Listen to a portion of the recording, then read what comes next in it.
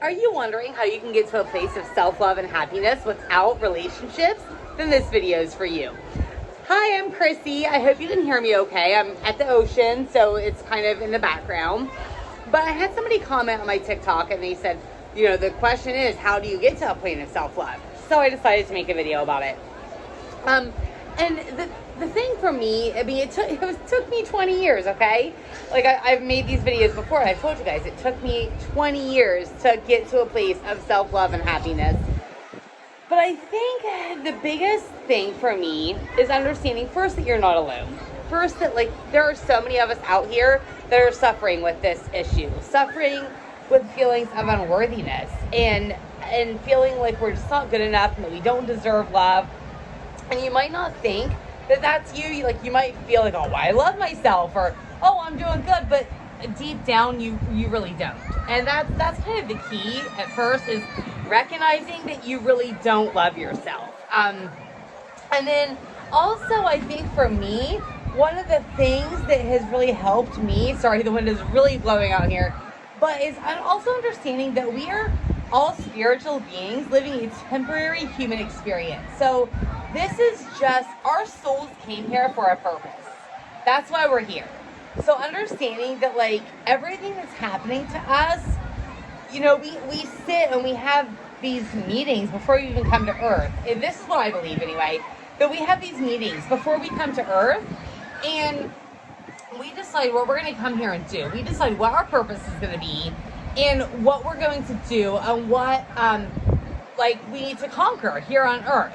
So that is kind of the first step. And I think for me, understanding that concept and being able to understand that I'm here for a purpose, and that purpose is not to find love.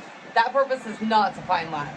And also understanding that a lot of the wounds that we're dealing with came from our childhood. A lot of us have very traumatic childhoods. Me, it's been really difficult for me because I didn't have a traumatic childhood, not in the sense that a lot of people do. I wasn't abused, I had a happy home, but I did have issues with my friends abandoning me, and I did have issues with, my dad. God love my dad, but he worked a lot of swing shifts, and so he would say things like, oh, we're going to go we're going to go to this haunted house, or we're going to go to this amusement park.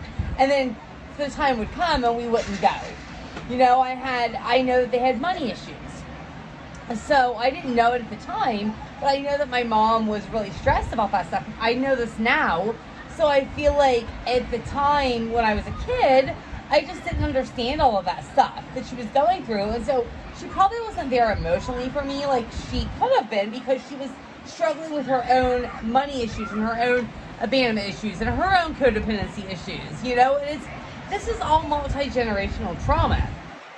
So I think the first step in realizing what needs to happen and realizing how you can get to a place of self-love is understanding and becoming aware of where it's coming from.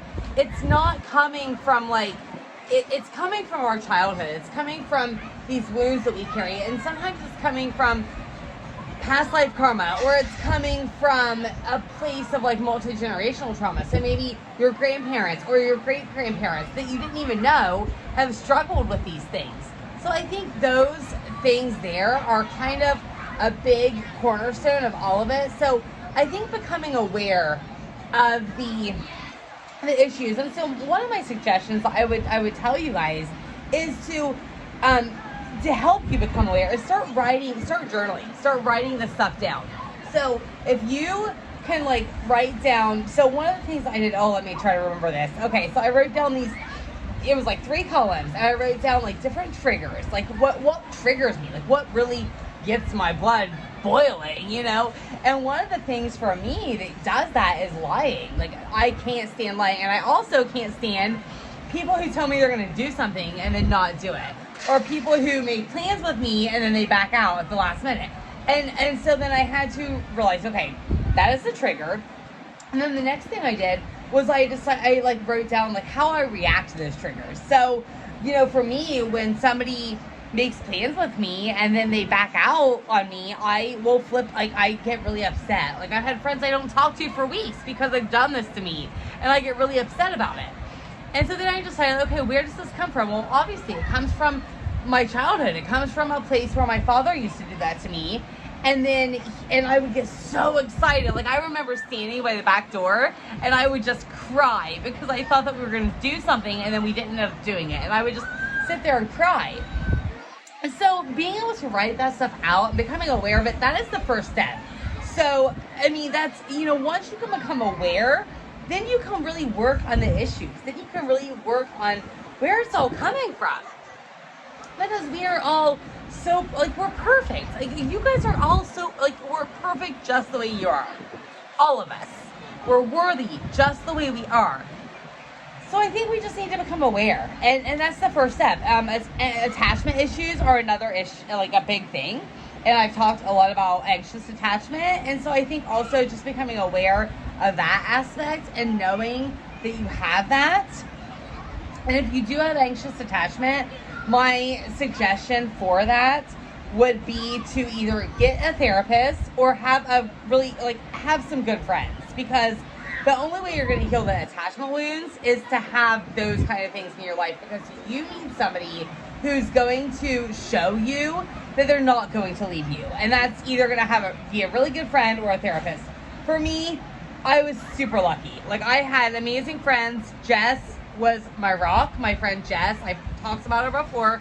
She was my rock. I have other friends now too, but she was really the cornerstone to help me heal my attachment wounds, because she was the one who really stood by me no matter what. I used to flip out on her for no reason. I would just get mad about nothing just because I would be going through such a hard time in my life with my ex-boyfriend, and she would just help me by being there. And so having her there and understanding that she helped me understand I was worthy. She helped me understand that, that she was always going to be there, that she wasn't going to abandon me. Most of us have abandonment issues. At this stage in your life, if you're single, then there is something inside of you that is making you feel like you're not worthy, or you have abandonment issues. You're afraid everybody's going to leave.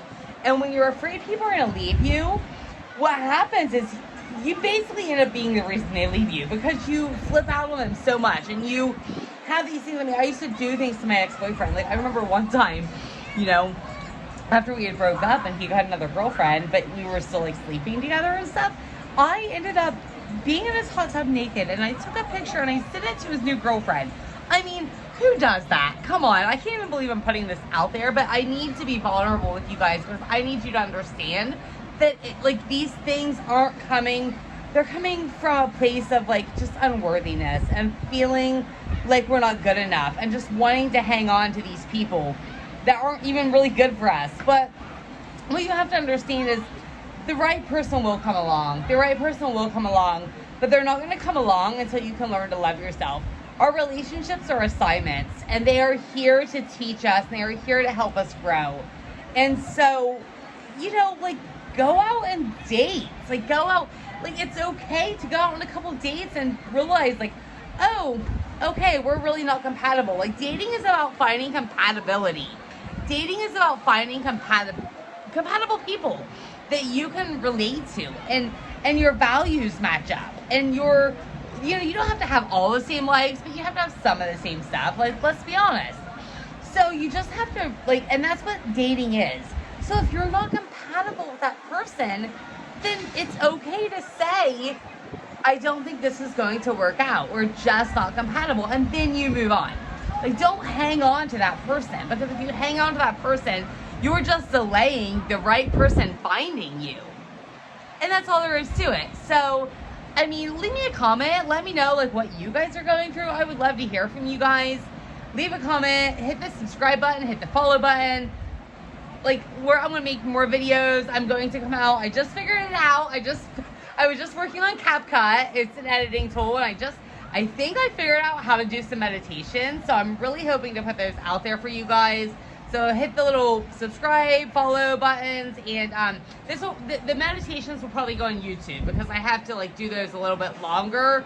So subscribe to that. We will put those out there. It's going to be amazing. Meditations can really help you dig into all of this stuff and help you really embody the self-love.